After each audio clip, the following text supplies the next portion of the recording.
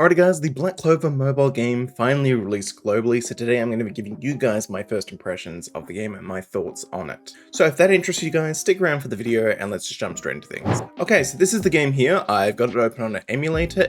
Do keep in mind in this video if you see any performance issues or graphical kind of things, because it's running on an emulator, it's not going to be as good as native performance as on your phone. For example, my phone runs this game like a dream and it looks way better than on the emulator. Also, if you guys enjoyed today's video, please do leave a like on the video and subscribe to channels if new, because I'm going to be making a ton more content on this game, so if that interests you, then please do stick around. Now, I've had pretty much one of the best experiences possible for the launch of this game, pretty much being that I've gotten pretty much every single meta unit I could ever want. I just got these two in one singular temple before. All four of these units are meta units, which is amazing.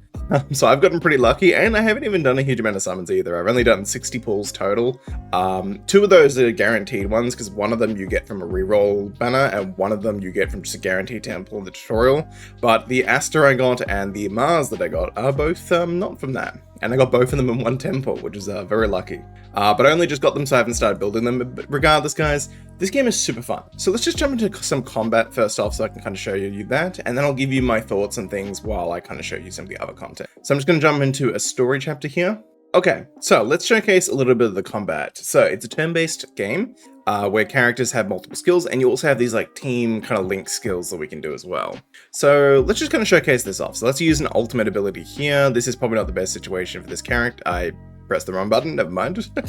Let's show an ultimate ability. So this guy's pretty good here. I like him. His animations are really cool. This game just has really good animations in general. So they actually did a really good job here, and they captured like the feel of a lot of the characters from like the actual animation. They did a very good job of. Like even characters like this one, so Yuna being an SR character, even his animations are pretty cool being an SR character. Like as you can see, he looks kind of awesome. It's just, I don't know, man, they did a really good job of this. Apparently my characters are not good for this stage though, so but that's fine. But even like, yeah, I don't know, man, this is just cool. Dude, I've been enjoying a lot of this game quite a bit. I've only probably played like 2-3 hours of it so far. So like I'm not super far into the game, but I'm enjoying the game's graphics, I'm enjoying the game's combat, the characters are all fun, the progression has been good, there's been a good variety of like gameplay systems and different things, so the game is not feeling stale at all, and I can definitely see the potential future for lots of good game modes, because they already have quite a few of them. And there's a lot of cool stuff I feel like they could do with this game, and I'm all here. Alright, so we got the final boss stage of this one. Oh, he's a big boy. Alright. So obviously if you want to see what skills do, you can click and hold and you can read what they do. So for example, this is her skill 2, deals damage to all enemies with rising vines covered in thorns, inflicts reduced damage, and mark. So I think I might be doing like, something I kind of want to do for this game is I kind of want to do like character reviews, like talking about the characters, their kits, how to build them, that kind of stuff. I feel like I might do that in the future. I'm not too sure how much time I'm going to have, because I've been a little bit busy lately, which is why I hadn't really uploaded in the past 2 weeks. Also guys, for those of you who subscribed for Reverse 999 content, don't worry, I'm still going to be making that. I'm planning on doing a video pretty soon about the upcoming patch, because we just got information on that. So don't worry, I'll still be making content on that very soon, if that's what you're here for. But yeah, and I'm a really good time playing this game. As you can see, that's combat. The combat is very, very fun. I actually enjoy it like a lot. Okay, so let's talk about the character progression now and how you kind of progress your characters. And let's actually do it on one of the new characters. I'm gonna do it on my Aster here. So firstly, you have your characters at level. So you can level up your characters obviously, and there's EXP materials to do so. It's a quick little auto select button. We can just take them straight up to level 30, which is not too bad. In addition to that, every single character has a rarity, so SR, SSR, and R. Characters can be upgraded from SR to SSR and all the way up to the rarity of LR. So there's SR, SSR, UR, and LR. The highest summonable character though is SSR, so you can't summon a UR or an LR. In order to upgrade the characters to UR, you'll get this currency here. These can be acquired from various different methods, and then you'll essentially get 4 of these, you rank it up, you promote it, and then you can get the next rarity up. For example, this guy I've got it to 4-star, 4 clothers.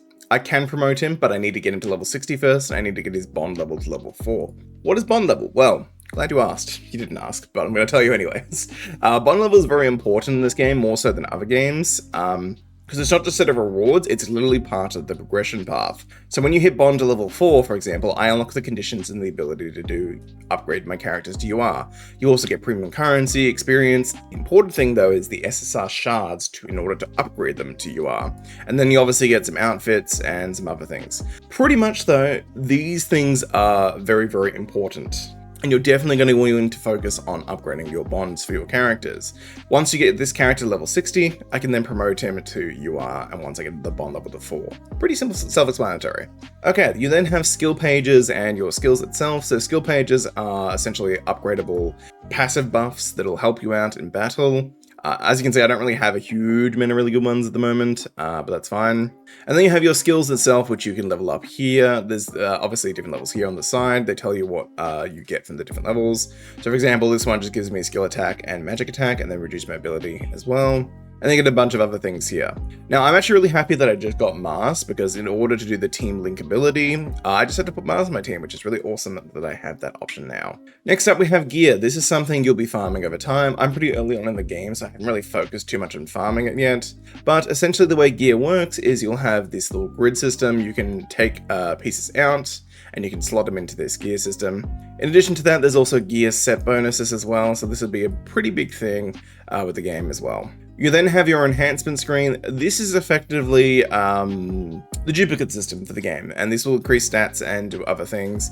It'll also give you different passives for obviously getting to different milestones. This is pretty self-explanatory. This is in most gacha games these days. We then have the bond level that I showed before. There is also a gift system for this. I have not acquired any gifts yet, so I don't really know how to get those. And then we have the costume system. Some of these you will get like from bond level ups. This is the bond level up skin for this guy. But yeah, that's the general progression path for a character. You level them up to 60, you upgrade them to UR, then obviously later on you get into LR, you increase your bond level, and then you upgrade your skills, gear, and obviously bond level. All in all, I kind of like it. It's pretty good. In addition to that, there's a bunch of other things to do in the game at the moment. Obviously you can see that we're getting currency left, right, and center. It's pretty good at the start of the game. I don't know how that's going to last. We have the battle pass as well, which is really, really good. I'm going to do a video later on today talking about all the current events and different things that are happening at the moment. I'm not going to touch on this now. I'll do that in like another video later on, because there's actually a lot to go over here, and a couple things I want to explain as well in a bit more detail. So in terms of other content, we have the challenge content. I haven't unlocked most of this yet, but there's quite a few different things here. So for example, we have Mage XP, there's your XP farming stage, your gear farming stage, your gear enhancement stage, talent seeds, Bond XP, so you can actually farm the Bond XP from a stage, different stages, and then we also have Memory Hall, which is world currency, and then skill upgrade materials, which are all things you can upgrade over time. One of the other things you can do, and some of the system I actually quite like, is the reputation system. So basically the way this works is you have different world reputation levels for each area, and then you'll get different various rewards along the way. These are very important because you're going to unlock these SSR shared mage pieces. You're going to need a lot of these, so that's very, very good that they just give them to you for doing reputation. So how can you increase your reputation? Well, you can do the citizen requests for the area, which are like side quests. And then you can also farm these stages here, which are the bond patrols. These are very important. You're going to want to do these. In addition to like farming your actual bond level, you also get milestone rewards, which are also very, very good. And for completing a bond stage all the way, you get a bond selection gift box, which is very, very good. All right, let's do a bond combat stage. So what you can actually do is you can ×3 speed as well, which is something I like. They gave us a good speed option. You can also auto through the combat as well if you wish to do so. There's a skip button for the ultimate animations. And if you want to make the animations really short, you can press pause and click on that button there. Let's just auto away through this fight. You can kind of see how quickly you can farm through stages if you choose to. But I'm assuming for some like higher end, like later content, you're gonna need to actually manual stuff. Okay, well that last stage section didn't go very well. I had 2 units die. I think that's just because I'm very underleveled for doing this stage. But you get the point. But yeah, in conclusion, the game is pretty fun at the moment. Character progression is good, graphics have been good. The story has basically just been a one-to-one of the anime, which is pretty awesome. They did a good job with capturing the character designs and the personalities of them. I've tried both the English and the Japanese voice acting. Both of them are pretty decent. They are the original voice actors from the anime. So if you do like English dubs, there is an English dub in this game if that's your thing. And overall, the game has been pretty good so far. I'm looking forward to unlocking this PvP. I've got a bit to go before I can unlock that. You also have your hideout base as well, which, I don't know, this game just feels very good to play. Now, there is one kind of negative thing, or one, not so much a negative thing, something I'm more to be concerned about that I want to touch on. And it actually has not much to do with the game itself, it's more to do with the game's publisher. So for those of you who don't know, the publisher of this game is Gamera Games. Yeah. They, unless I'm getting them confused with a different publisher, they don't necessarily have the best track record with games. So I'm cautiously optimistic, hoping this game's going to do well, and I'm kind of hoping that they don't butcher the game. So let's hope, for example, like the shop stays relatively free-to-play friendly. Let's also hope that they don't like release the characters too quickly and stuff. So anyways, I'm going to do a full overview of the cash shop and also the banners and PvP and other things pretty soon. I'm going to be doing different things in like all aspects of the game, but in the next video, guys, I'm going to be going over all the events. But my takeaway for today's video for the first impressions is I'm enjoying the game. It's pretty good. I think overall it's a pretty positive experience that I've had so far. Granted though, I have gotten, you know, good characters to start off with, so pretty much got one of the best accounts I could have gotten. But yeah, anyways, hopefully you guys will enjoy today's video. I'll see you guys in another video another time. Hopefully you'll have a good one. Subscribe for more Black Clover mobile content. Bye guys. After all, Elio didn't put it in the script. Why would it matter? Bon.